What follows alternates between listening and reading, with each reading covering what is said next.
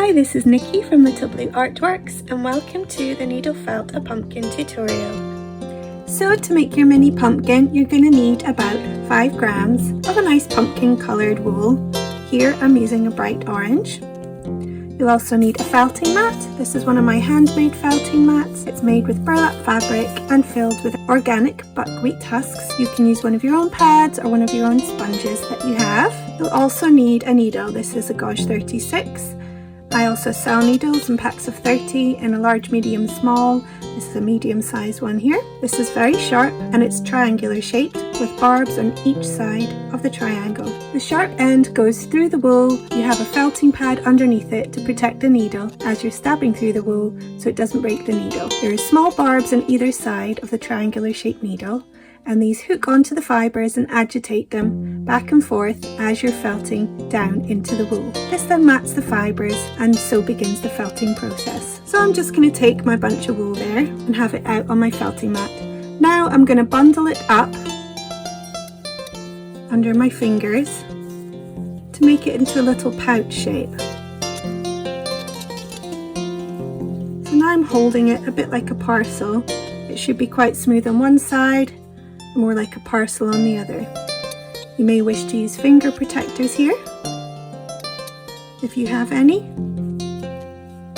If not, you could protect your fingers with some plasters, or at least have one handy just in case.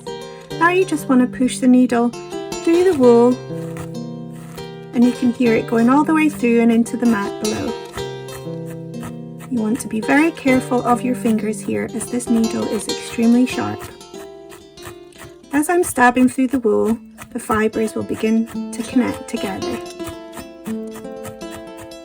Now I'm just going to pick that up and move it around this way and begin to felt this area here. Just pushing the needle through, stabbing those fibres together. And we'll do this all the way around, but you don't want to have it flat, so don't go overboard with the stabbing. I'll speed this part up.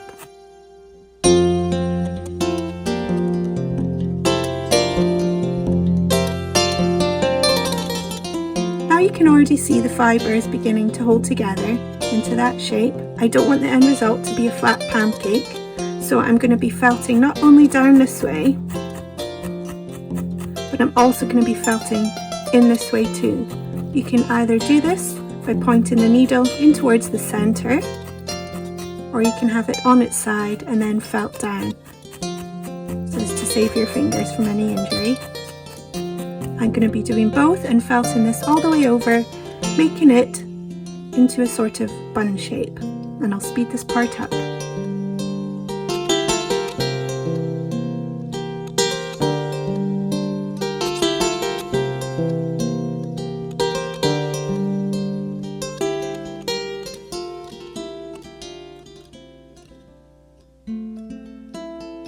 Sometimes I like to use 2 needles at once. Maybe you have a needle felting pen so you can speed up your process. Just remember to keep turning the ball of wool as you're felting it so you don't end up with a flat pancake. Here I have it on its side as I'm felting, and then I'm going over the top and the bottom to try and just keep it even rather than felting too much in one place. However, if you find a bit that's sticky up, then that's the part you want to felt down. The more you felt, the smaller and the denser your little pumpkin will become. I like mine to be quite firm and dense, so I'm just going to keep on felting until we've got a nice, smooth looking pumpkin shape.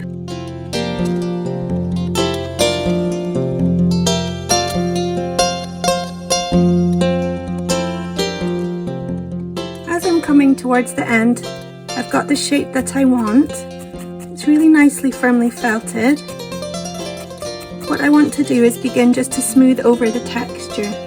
So instead of doing big stabs to try and felt the shape in any longer, I'm just going to do short stabs.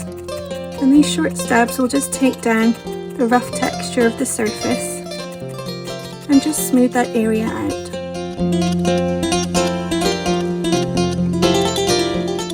So now we've got a nice firm bun shape. We're going to take that down, make it into a bit more of a pumpkin shape. This part in the middle here, I'm going to felt down quite hard in the middle, and that's going to bring this area down into where the stock would fit. So just back on my mat here, going to take my needle and stab in the middle there. I'm making a small round circle, and I'm really stabbing quite hard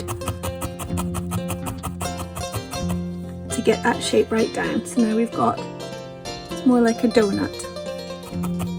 And then I'm going to make the segments of the pumpkin. So what I'm going to do is start in the middle here with my needle, and I'm going to start drawing a line. So I'm just doing short stabs here, one after the other, and then moving my needle along to the outside of the pumpkin.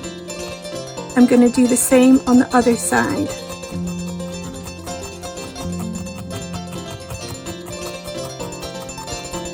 That will make those lines to start the grooves of the segment.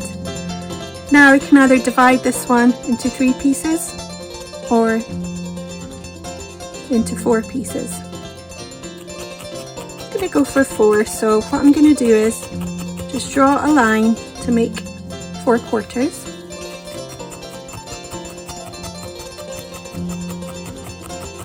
Doing short stabs here, needle facing directly down. Now I'm just going to half each of those segments again. So we'll have 8 segments altogether.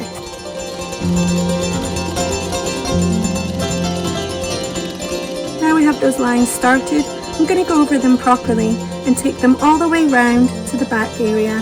I'm going to make a very small circle here just to guide me to the middle bit there. And those lines are going to come all the way down along the side,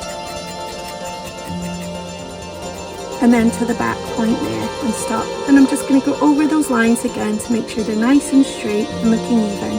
I'm going to do the same with each one, coming round to the back, making sure to felt it on its side nicely as well. And we'll just speed this part up.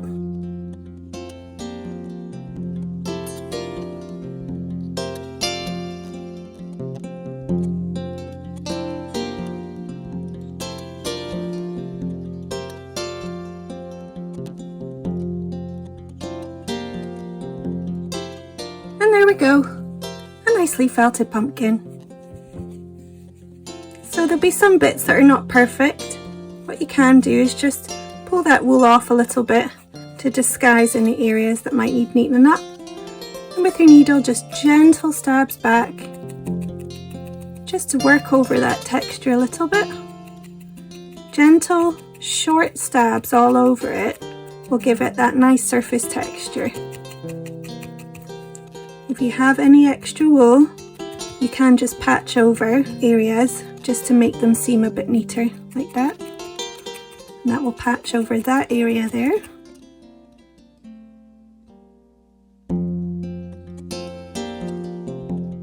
So now all that's left is to do the little stalk on the top. I have some brown wool here to make the stalk. So I don't need too much of it. I'm just going to lengthen that slightly just by pulling out the fibres, just so it's more of a long shape there on my mat. Now I'm going to fold in one end over so that it's a bit thicker on one end there, and it's got a nice clean top to it. Then I'm going to fold the length over this way, and I do that again and again all the way to the other side. So I'm just kind of pulling that under to make that stalk shape. Now to felt it, I'm going to have to hold my 2 fingers down. So I'm going to stab between my 2 fingers with my needle to start bonding those fibres together. Now it's sticking to the mat, I can let go of my finger here so as not to stab my finger. And I can go all the way down this side now. I don't want to do it too much because then it will stick to the felting mat. So I'm going to take that off, and on the other side I'll go over that again. I'm just doing short but firm stabs here. Now I don't want it flat stock, so I'm going to pop it on its side there and hold it down. And go along this side because I want it to be round and not flat. I'm going to go the other side.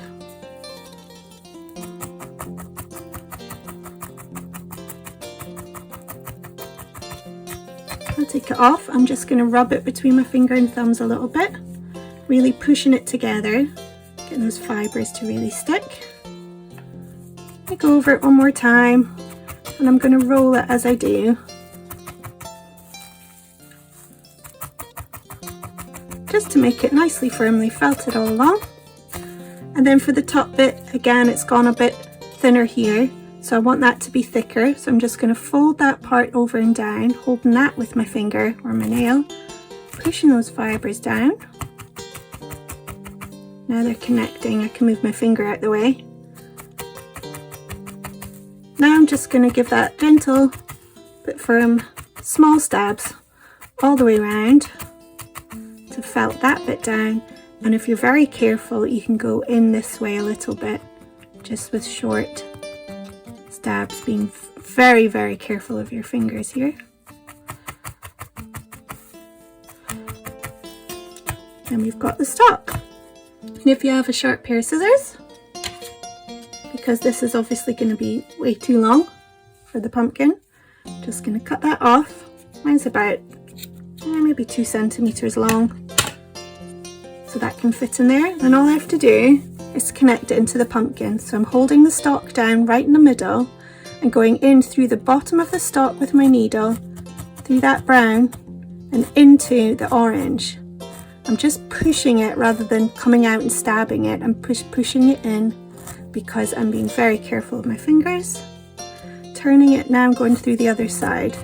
Because it's starting to hold in already, I can put my finger and thumbs further up the stalk. And I'm just leaning on my finger there, just so it doesn't move, and I can really give it some short firm stabs through the bottom of that stalk and into the pumpkin.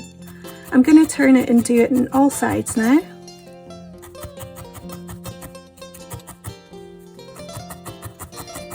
And get my fingers right out the way at this point.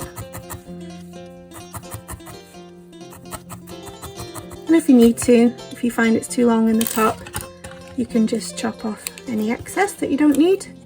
And if you want to give it a nice smooth appearance, you can just use a pair of sharp scissors to go over that.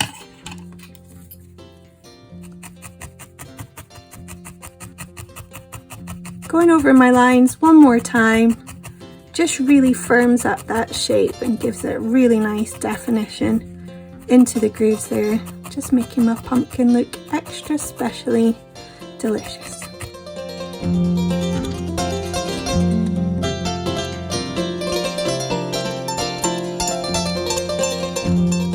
And there we have our little pumpkin, all finished. In the next tutorial, I'm going to share with you how to animate your pumpkin. To try making a larger size pumpkin, I would suggest you use core wool to do the inside of your pumpkin and then cover it with your lovely autumn coloured wools. Here again I used the orange colour. And then just as before, you make the grooves and the stalk just the same as what you did for the mini pumpkin. And then lastly, you'd add on some tendrils. Here I used some green florist wire. I bent it in the middle and then wrapped around the stalk of the pumpkin, and then wrapped the two ends around a pencil and wound it round into a coil shape. You could also add some lovely locks to your pumpkin. Here I used some brown to give it some extra tendrils and a lovely finished look. I hope you enjoyed your project, and if you'd like to try any of my other tutorials or kits, lots to choose from, and you can find my kits through my website at www.littleblueartworks.com/kits. Thanks for watching.